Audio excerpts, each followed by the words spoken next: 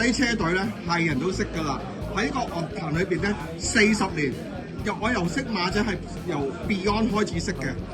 不如你講下呢幾十年啦，你車過無數人同馬仔車隊，成個東南亞都好多人識，又車過四大天王啊，各樣嘢，王菲啊，各樣嘢，你可唔可以講解下其實車隊係呢個歌星嘅車隊其實係乜嘢嚟嘅咧？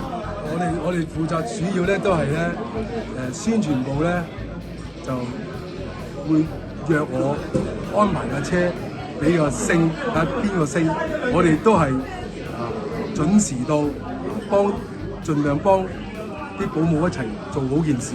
其實呢個80年代、90年代係呢個香港樂壇好風光喎。其實嗰陣時你係咪好多車嘅咧？我都有10部車嘅。哇！其實都係一個喺我以前嚟講，我覺得係一個 legend 咯。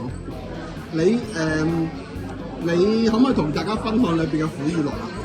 苦與樂其實就樂都係多啲啦，就車就可以車到好歌星啊，咁啊即係你話苦就係啲時間有好長喎，啲時間即係顛倒咗啲時間咯，但係都可以。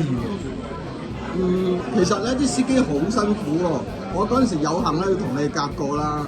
咁好多時做完演唱之後嘅慶功啦，你會係最後一個走嘅。我嗰陣時我仲記得同你啲司機咧，一去到慶功嗰陣時咧，會攞係乾炒牛河啊、炒飯啊，攞俾司機食啊。我有冇攞過俾你咧？都有嘅。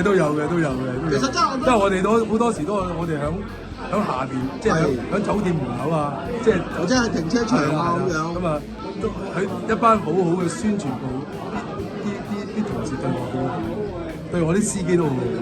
你車隊裏邊嘅入職條件有冇特別要求嘅咧？其實我哋即係都係要試㗎嘛，其實都係要試。如果唔好嗰啲，我哋都會唔用司機。咁就